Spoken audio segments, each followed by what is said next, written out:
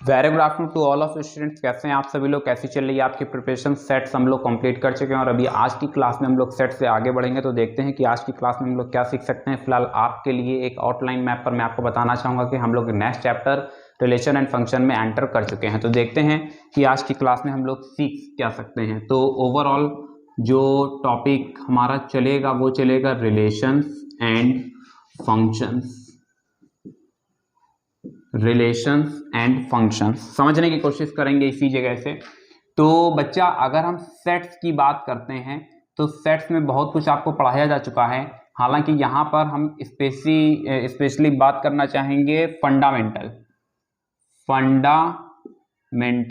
Operations की। किसकी? Fundamental operations की। तो फंडामेंटल ऑपरेशन में हमने सीखा यूनियन, फिर इंटरसेक्शन, फिर सब्ट्रैक्शन। एक हिस्सा बच गया था जिसे मैंने नहीं पढ़ाया था, प्रोडक्ट। और इसी जगह से शुरुआत होगी आज की क्लास की। तो ये जो फंडामेंटल ऑपरेशंस की मैं बात कर रहा हूँ, ये फंडामेंटल ऑपरेशंस ऑन सेट्स हैं। आप जानते हैं फंडामेंटल ऑपरेशंस ऑन अर्थमेटिक्स भी होता है, जिसमें addition, subtraction, multiplication and division हम लोग सीखते हैं। यहाँ पर जो हम सीख रहे हैं वो क्या सीख रहे हैं? Fundamental operations on sets. तो ऑपरेशंस ऑन सेट्स में यूनियन, इंटरसेक्शन और सब्ट्रैक्शन पर हमने काम कर लिया था, प्रोडक्ट को ड्रॉप करा दिया था। आइए आज की क्लास में समझने की कोशिश करते हैं कि प्रोडक्ट को हम किस तरह से डिफाइन कर पाते हैं। तो बच्चा देखो, कार्टेशियन प्रोडक्ट, प्रोडक्ट मतलब हम बात करेंगे किसकी? Cartesian product.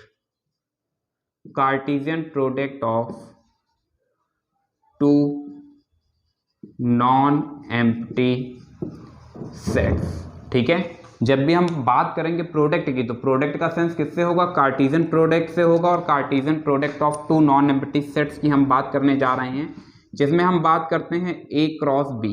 ए क्रॉस बी को बच्चा डिफाइन किया जाता है A comma B such that A belongs to A and B belongs to B.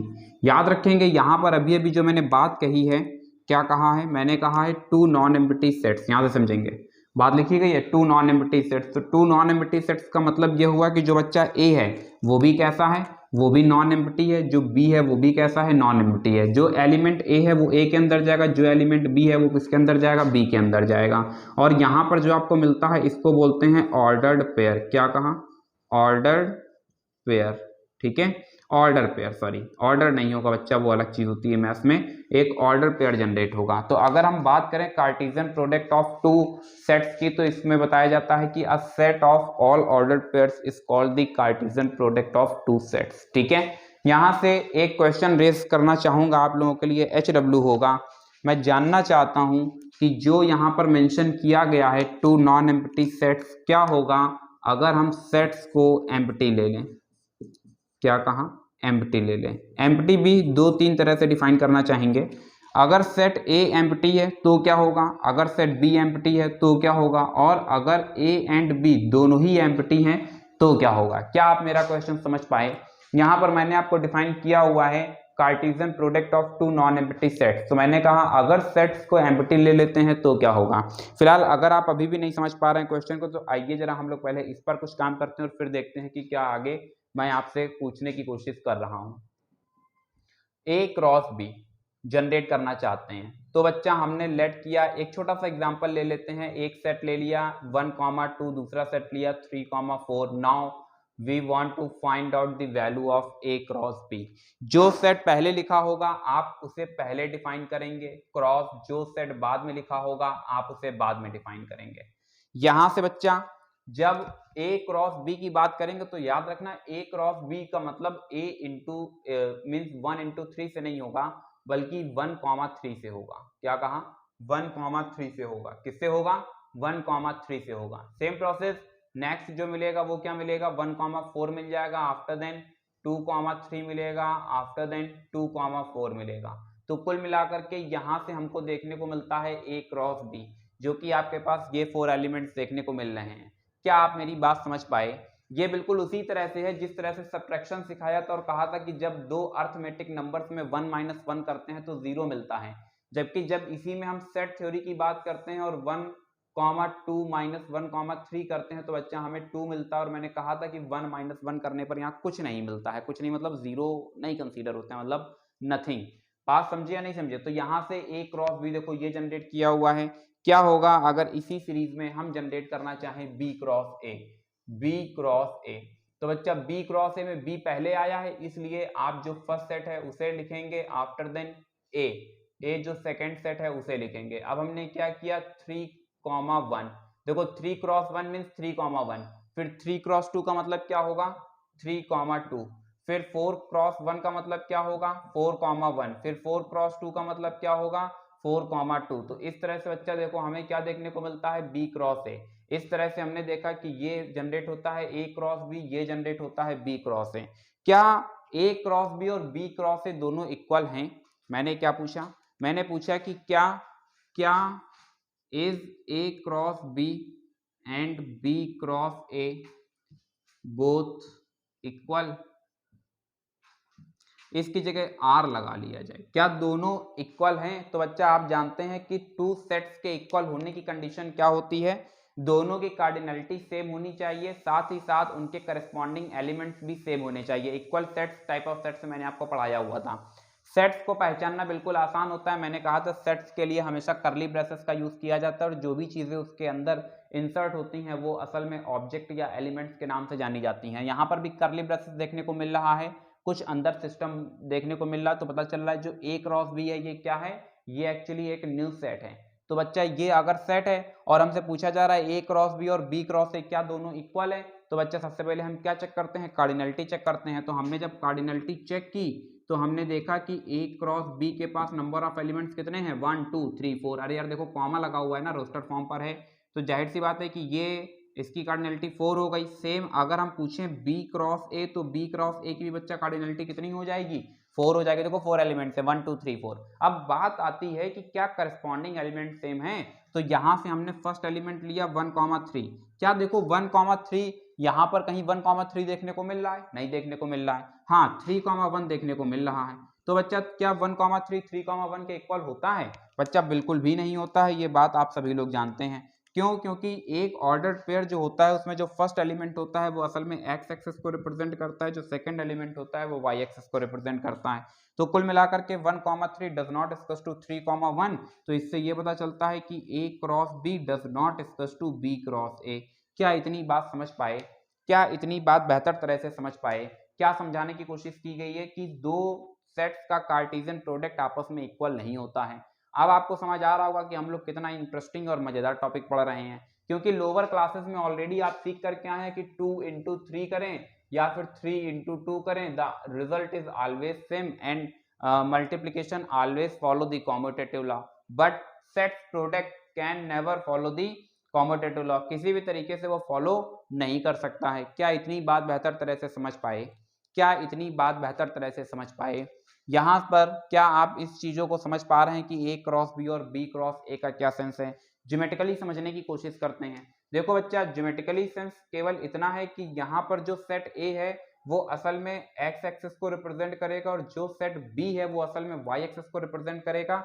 जब हम बात करते हैं सेट ए की तो मतलब हम सेट एक्स एक्सिस के एलिमेंट्स को मीन्स कंसीडर कर रहे हैं। जब बात करते हैं सेट बी की तो मतलब वाई एक्सिस के एलिमेंट्स को कंसीडर कर रहे हैं। और बच्चा जब हम बात करते हैं ए क्रॉस बी की तो मतलब हम यहाँ के कुछ एलिमेंट्स को डिस्कस कर रहे हैं। क्या आप इतनी बात समझ पाए?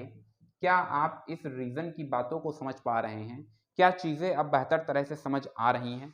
क्या आप ज्योमेट्रिकल इंटरप्रिटेशन को अच्छी तरह से कैच कर पाए? तो A cross B does not equals to B cross A. अगर हम इसी को अगर हम ज्योमेट्रिकल इंटरप्रिटेशन यहाँ पर दे करके आ रहे हैं तो हम इसको ज्योमेट्रिकली भी वेरीफाई कर सकते हैं। किस तरह से कर सकते हैं आइए देख लेते हैं। अगर हम इसको कार्टेशियन सिस्टम पर ले हैं तो 1,3 का मतलब होगा एक्स एक्सिस पर 1 यूनिट, वाई एक्सिस पर 3 यूनिट, और बच्चा जो पोजीशन आएगी वो कहां पर आ जाएगी, वो शायद इस पॉइंट पर आ जाएगी। ये क्या है? ये है 1,3। अब हमको क्या चाहिए 3,1 चाहिए। 3,1 चाहिए मतलब ये और ये, तो बच्चा ये देखो पॉइंट आ गया। ये क्या है? ये है 3,1। अगर दोनों पॉइंट्स एक ही होते, क्या कहा, अगर दोनों पॉइंट्स एक ही होते तो निश्चित तौर पर दोनों की प्लॉटिंग भी सेम जगह पर होती। मगर देखो यहाँ पर क्या है, इसकी प्लॉटिंग कुछ और है जबकि यहाँ पर इसकी प्लॉटिंग कुछ और है।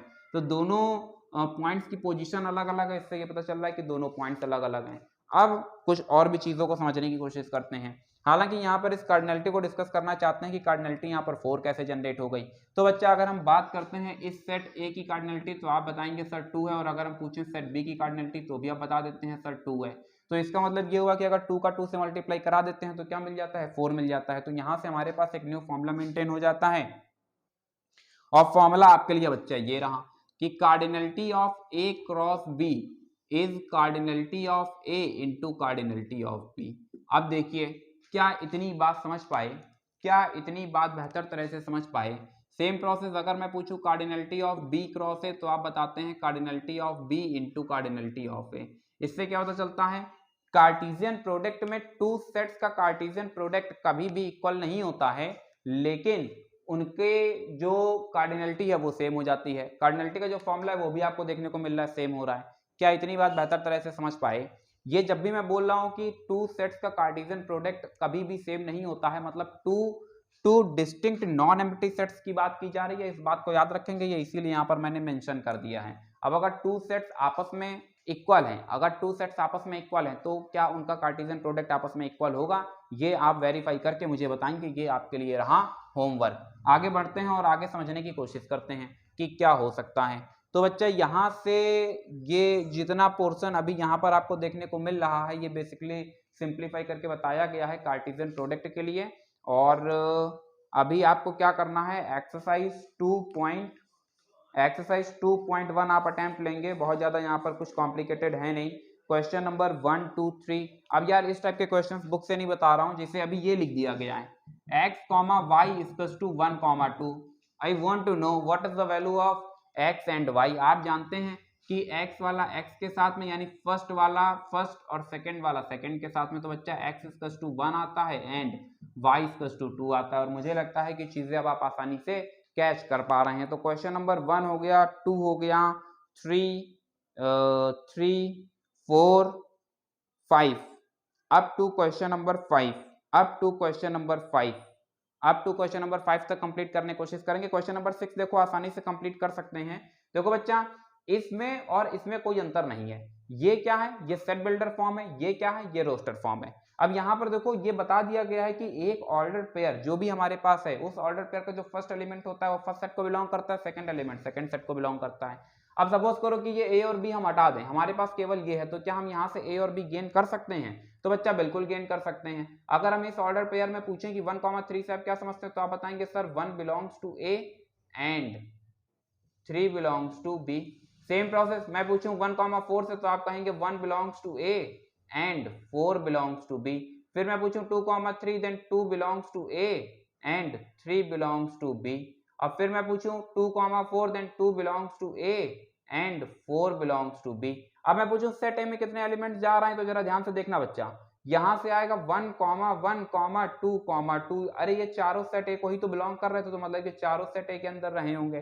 फिर वही बात घूम फिर करके आ जाती है, what is the definition of sets. तो आप जानते हैं a collection of non empty distinct things or objects is called a set, जिसमें आप जानते हैं रिपीटेशन इज नॉट अलाउड। मतलब यहाँ पर 1 को 2 बार लिखने का कोई मतलब नहीं है और 2 को भी 2 बार लिखने का कोई मतलब नहीं है। Means there is no need to write the 1 2 times and 2 2 times, and therefore we will write 1 only 1 time and 2 only 1 time. Then finally we can get set A means 1,2। और आप देख सकते हैं यही यहाँ पर है। तो मतलब ये हुआ कि कोई भी दो सेट्स नॉन एम्प्टी सेट से हम क्या जनरेट कर सकते हैं, हम उनका कार्टेशियन प्रोडक्ट जनरेट कर सकते हैं, और कार्टेशियन प्रोडक्ट की मदद से हम उसका एक्चुअल सेट भी गेन कर सकते हैं। तो अब इस बिहाफ पर मुझे नहीं लगता कि क्वेश्चन नंबर 6 में आपको किसी तरीके कोई इशू आने वाला है।